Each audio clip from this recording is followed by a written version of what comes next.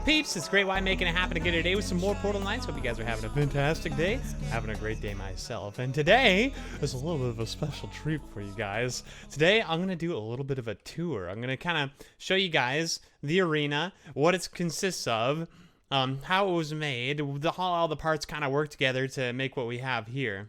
I do want to mention this will be slightly spoiler-ish, so if you plan on playing through the arena and you want to see all the different levels and how it works exactly firsthand, you probably don't want to watch this video. You probably want to go play that, and then you can check it out, and I'll show you how everything works. But let's kind of jump in first and look at the landing pad. So when we made this game, I wanted to make it kind of variable so that you could choose how many players there are, and it would adjust the difficulty accordingly. So that's why we have this first part. It says, please turn on one lever for each player that will be participating. So we have these levers here, and it doesn't matter what combination of these you do. You can do any combination, and you would get that many. So if you do these three, or if you do these three, or these three, it doesn't matter. You're going to get the same 3 people playing. And I just realized that we only have 1 there. So when I say 3, like these 3, or these 3. Or these 3, because down is up, down is on, up is off. But you guys get the idea. So when you turn them on, you're just adding an extra player, because each of these controls one group of spawns. So if we look up here, this is all the enemies. This is like player 1, player 1, player 2, player 2, player 3, player 3, player 4, player 4. So if you have red and blue playing, like 1 and 2, these 2 and these 2 would spawn. If you have player 3 and 4 playing, these 2 and these 2 would spawn. So they're kind of tied together. Each lever affects if a group of enemies is going to spawn. Now, some other main features of this, I did create a button so that you press it once and then twice to start. So if somebody's like, you know, it just adds one more step so that if you want to adjust things after the fact, you press the button, you're like, oh crap, we needed to add another player. You have an opportunity to fix that before you start the game. So that's why you have press the button twice. Now, this is just our brief explanation of the rules, telling you that we have to push the button before you kill all the enemies, or after you kill all the enemies before the timer runs out. Push the button near the timer to finish the round and get the bonus point. So you got this timer up here that counts down. I'll show you guys where that comes from. We'll probably do a tutorial on how to do one of these soon too. But you push this button, and as long as you killed all the enemies and then you push this button and it's not 0-0, the timer's not up. The time is not up, then you're going to gain a bonus point. And this is round 1, 2, 3, 4, 5, and then 6. They're kind of numbered like that. So if you get bonus points 1, 2, and 3, those 3, you can unlock this door. If you get 4, 5, and 6, you unlock this door. So those are kind of tied together. These on the side are indicating what round we're on. So 1, 2, 3, 4, 5, 6. And then it goes the other way. 1, 2, 3, 4, 5, 6. Those indicate that we're round 1 through 6. And how many rounds are left, so you can kind of keep a counter of that. We have these traps hooked up. These buttons are attached to... Oh, I did leave some holes. Oh, I did leave some holes. Well, shoot. Gosh. Keep making mistakes. My goodness. My goodness. Let's patch that up. I'm going to update the map after this so that the holes are no longer there, so people can't fall into them. But these buttons are hooked up to these turrets. These turrets constantly spin. There's a lever that's turned on. If we look under here, I can show you guys. Let's get under here. Oh, that's the actual lever itself. Let's go here. There we go. Under here, there's a lever. This lever is hooked up to this turret on input number 2. So it's constantly on and it's constantly spinning. We did that because there's no reason to ever stop the spinning. And then for these are hooked up to a timer or a delay. That's going to spin it every 10 seconds, I believe it is. Yes, every 10 seconds it turns. Oh no, I'm sorry. Every 2 seconds it turns. And then that other delay is hooked up to the buttons. So the buttons stay pressed for 10 seconds. So when you press the button, you get 10 seconds of firing out of this, 10 seconds out of firing out of this. And this turns every 2 seconds. This constantly turns. We use delays to do that.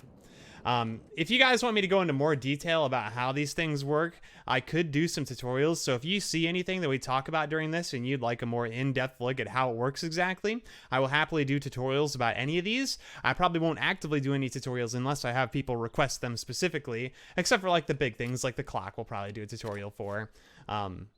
Maybe the monster spawning. We'll see. But if you see anything you want to see in more detail, please let me know.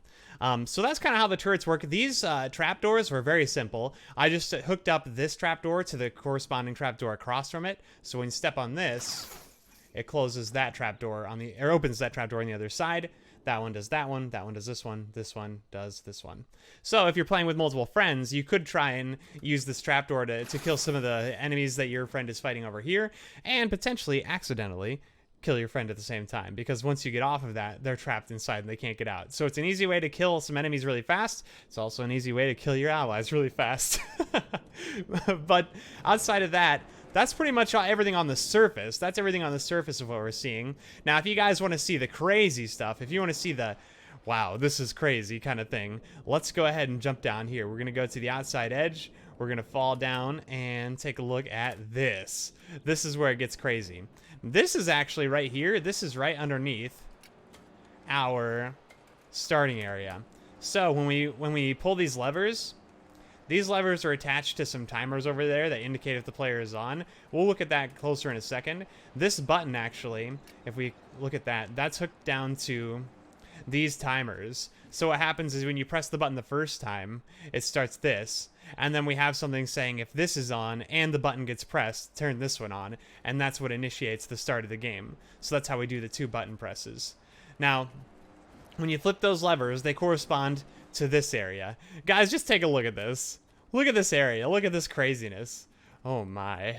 Oh my, what a mess, right? It's actually pretty organized. If we look at it, this is our noise making area. So when we have the countdown timer and it gets to 10, 9, 8, 7, 6, 5, 4, 3, 2, 1, this is what makes noise. These with the red, yellow, blue, red, yellow, green are the indicators for who's playing. So if I flip, let's go back here really quick and I'll show you. If we flip, say, player blue and yellow, and we come back this way, so blue and yellow are playing, we can see blue and yellow are now lit. So that's how I know if players are playing and how I know which monsters to spawn. Because if we hover over this, you can see those lead to over there. And what's going on over here is this is our monster spawning area. This is where everything that has to do with getting monsters in the game happens. And we can kind of look at that in more detail later too. But basically, this goes into some of these AND gates. And these AND gates are just checking to see if this is on and it's round 1. If this is on and it's round 2. If this is on and it's round 3. And then we have round 4, 5, and 6. And these are they just check conditions to see if it's true that player 1 is playing. And if it is true and it's round 1, then it turns on a timer, which spawns the enemies, is basically what's happening. That's it. That's the whole entire thing. So that's the monster spawning area.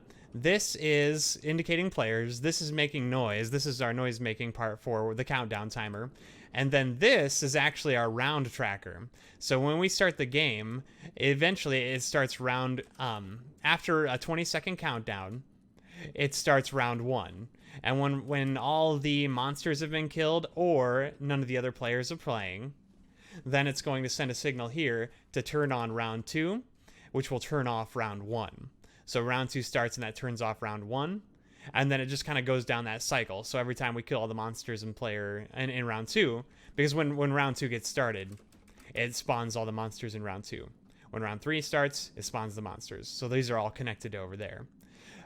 This is my reset switch. Now this is something, again, we can go into more detail later, but if you guys are planning on making a really big build in Portal Knights using these logic blocks, it is imperative that you include some kind of reset switch in your build, because if you're using timers and you start a timer, you need to be able to reset it.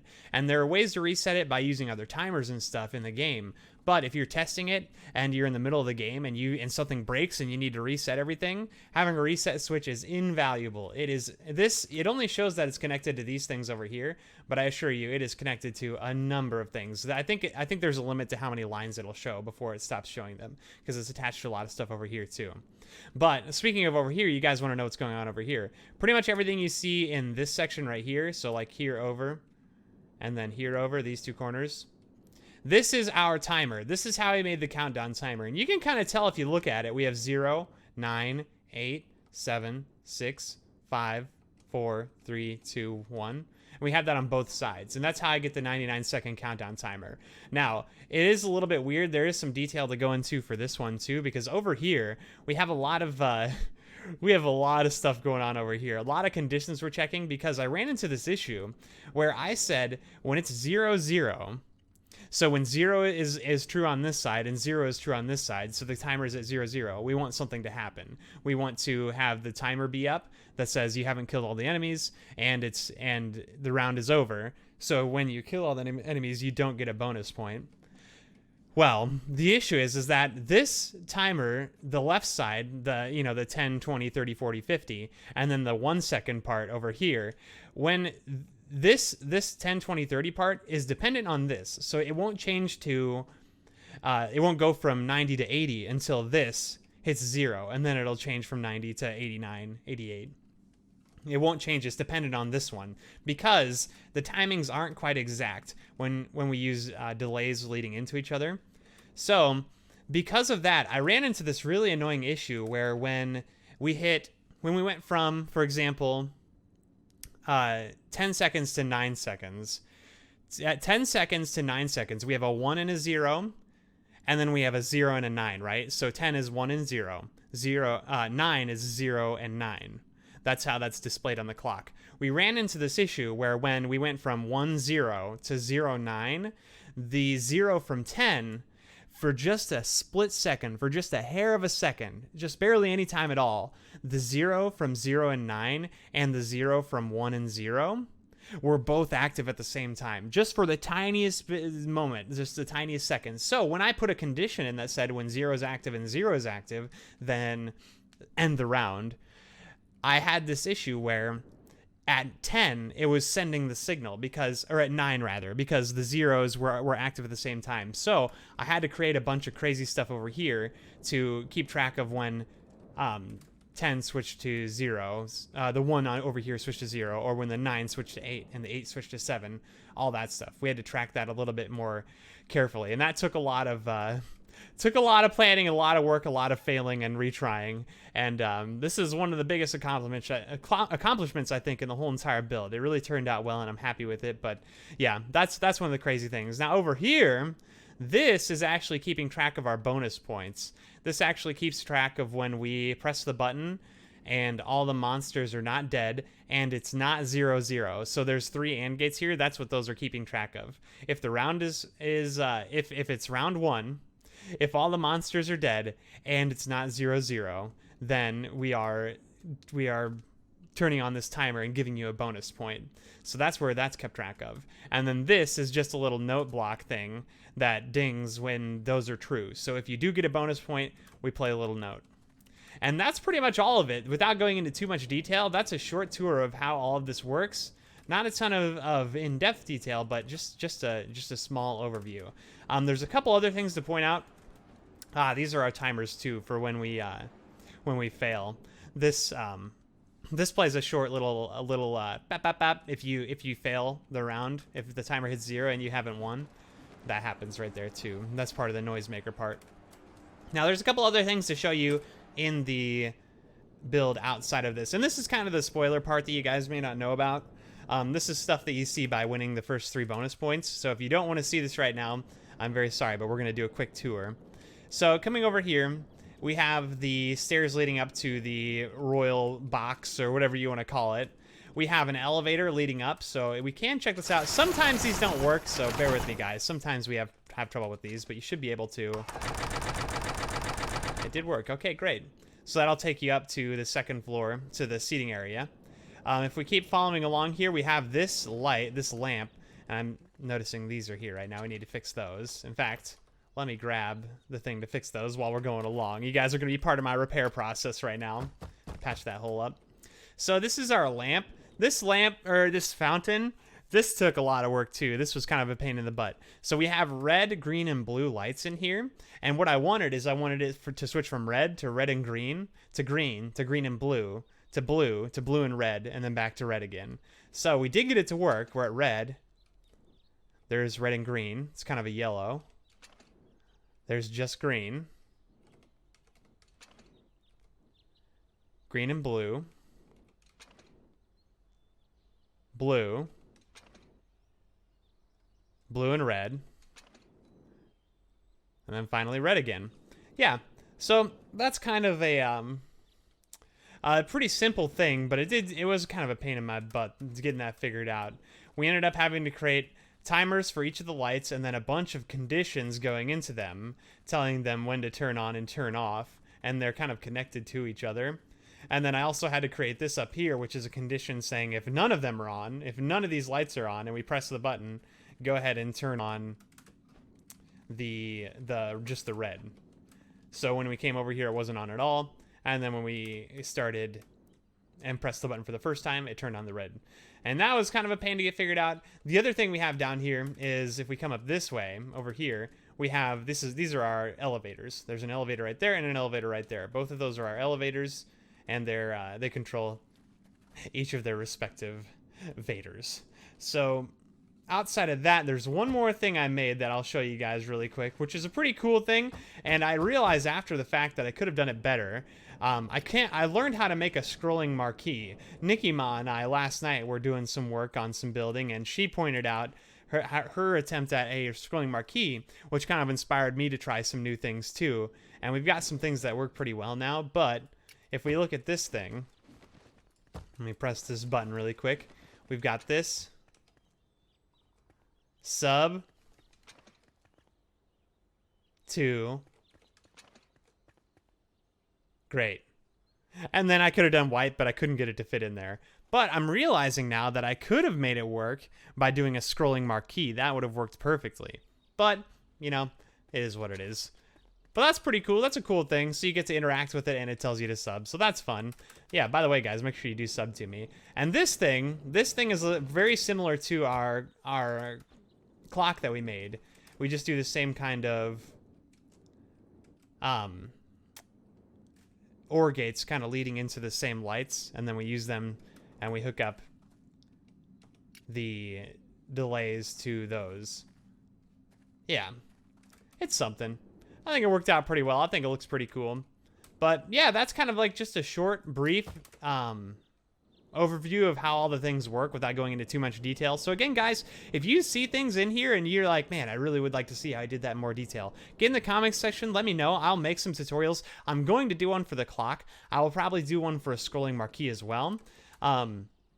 I'll probably do one for the monster spawner also. That's probably not a bad idea. But if there's anything else in here, anything small that you notice that you'd want me to just do a quick video on, I could definitely do that. So let me know, guys. But make sure you do like this video if you liked it. Again, subscribe to the channel if you haven't already. I'd love to have you subscribed. I'm trying to make a career out of this someday, and you subscribing actually does help me quite a lot. So please, please, please, if you don't mind it, please subscribe. And yeah, again, get in the comments section. But you guys have been a pleasure as always, and I hope you do have just the best kind of day. See you later, dudes.